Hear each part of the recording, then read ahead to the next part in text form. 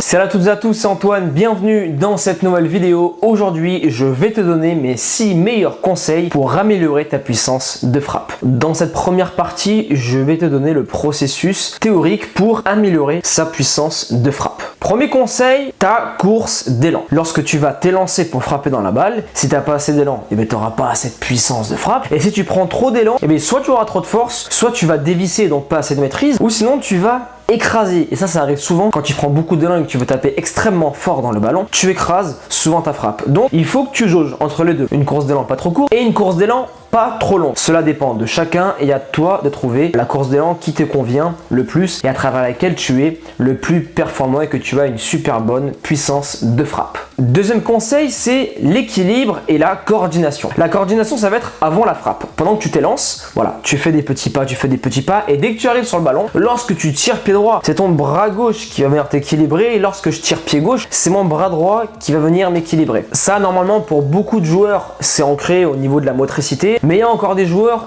qui n'arrivent pas à être coordonnés, surtout quand ils travaillent leur pied faible. Ils veulent travailler leur pied gauche et ils lèvent en même temps le bras gauche, alors que non, c'est toujours je lève un genou ou une jambe d'un côté et c'est mon bras opposé qui se lève. Ça, dans la coordination, ça va être important pour qu'après tu puisses être équilibré lors de ta frappe. Et l'équilibre, ça passe par la coordination, ça passe par la proprioception, donc l'équilibre et le renforcement des genoux et des chevilles, et enfin par l'équilibre postural au niveau du gainage. Il faut que tu sois extrêmement solide au niveau du gainage pour pas trop partir en arrière et pas trop partir en avant lors de la frappe, être bien droit et avoir un bon transfert de force. Et c'est là où on va passer au second conseil, donc au troisième, le renforcement des abdominaux. Il faut absolument que tu travailles tes abdominaux, en général 5 fois par semaine. T'évites la veille et les jours de match. Tu travailles en priorité le gainage. Le gainage, pourquoi? Car comme je te l'ai dit précédemment, tu vas avoir une bonne posture, tu vas être bien gainé. Et les abdominaux, c'est un quinconce, c'est un carrefour. Ça veut dire que la force d'en haut passe par les abdominaux pour aller en bas et la force d'en bas passe par les abdominaux pour aller en haut. Si tu préfères, c'est une machine qui va te permettre de transférer une chose à l'autre. Et si cette partie qui transfère les choses n'est pas assez solide, n'est pas assez fiable, et bien lors de ta frappe, tu ne seras pas assez gainé, tu seras déséquilibré. Ça t'est déjà arrivé, hein. Tu as vu des joueurs qui veulent tirer, ils sont déséquilibrés au moment de la frappe, c'est parce qu'ils sont pas assez gainés ou sinon parce qu'il y a un joueur qui les a poussés. Mais en général, c'est un manque de gainage. Et de plus, avoir une bonne ceinture abdominale, c'est optimiser sa force et sa puissance de frappe et aussi sa vitesse sur le terrain. Quatrième conseil, un renforcement des ischio-jambiers. Donc les ischios, c'est le muscle qui est derrière la cuisse. Le muscle de devant, c'est les quadriceps et le muscle de derrière, c'est les ischio-jambiers. L'ischio-jambier va te permettre une extension de la hanche vers l'arrière lorsque tu frappes et flexion de la jambe. Donc tu ramènes ton talon vers ton fessier. Pour te donner une image, t'as vu Olivier Tom?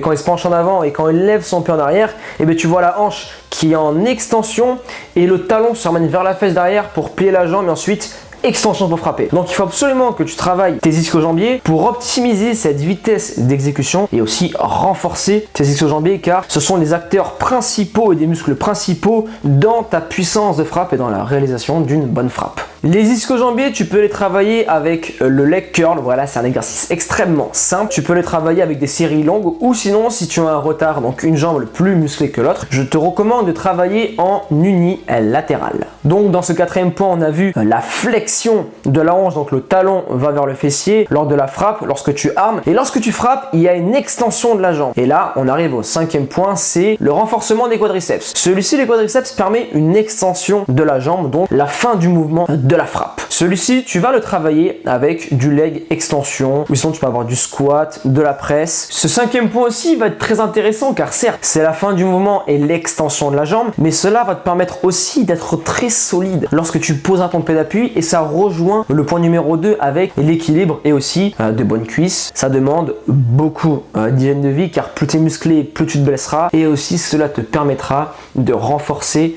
tes articulations, donc tu auras beaucoup moins de blessures, tout ce qui est luxation au niveau de la rotule et du genou. Enfin, sixième et dernier conseil, ça va être la précision. La précision lorsque tu vas poser ton pied d'appui. Lorsque tu fais une course d'élan, tu as la coordination, un bon bras, une bonne frappe, mais il faut bien poser le pied d'appui. Des fois, tu as tout qui est réuni. Tu travailles bien à la salle de sport, tu as une bonne coordination, tu as un bon élan, mais dès que tu arrives au niveau de la frappe, certes, le pied de frappe est bien, tu tapes bien le ballon, mais le pied d'appui est trop en avant, trop en arrière ou trop sur le côté. Et là, la frappe est imprécise, ça va au-dessus, à côté, où tu tires carrément sur le gardien, où tu dévises complètement ta frappe. Et c'est là où il faut être extrêmement rigoureux dans le placement du pied d'appui, mais en général avec le temps. Cela se fait automatiquement et ton pied d'appui est en permanence bien placé. Pour récapituler cette vidéo, les 6 conseils que je t'ai donnés, c'est pour améliorer ta puissance de frappe, optimiser ta force, optimiser ta vitesse avec la vitesse d'exécution lorsque tu frappes. Je pose mon pied d'appui, vu que j'ai renforcé mes ischios et mes quadris, je fléchis bien la jambe et ensuite, boum, je peux envoyer une bonne frappe avec l'extension et le renforcement de mes quadriceps. Toujours, bien évidemment, s'étirer les quadriceps et les ischio-jambiers pour garder une belle amplitude lors de sa frappe et optimiser bien sûr sa frappe. Et ensuite le reste, bien appliquer tous ces conseils là. Dans une seconde partie, je te donnerai mes meilleurs exercices pour améliorer sa puissance de frappe. Cela sera la partie numéro 2. La première partie, la théorie, et la deuxième, on passera à la pratique. À présent, on arrive à la fin de cette vidéo. Pour tous les joueurs qui sont déterminés à améliorer leur puissance de frappe, explosez-moi l'espace commentaire avec le hashtag motivation 100%. Et pour tous les joueurs qui souhaitent aller plus loin en termes de mental, physique et technique du footballeur, je vous invite à télécharger mon ebook qui est totalement gratuit en cliquant sur l'icône qui s'affiche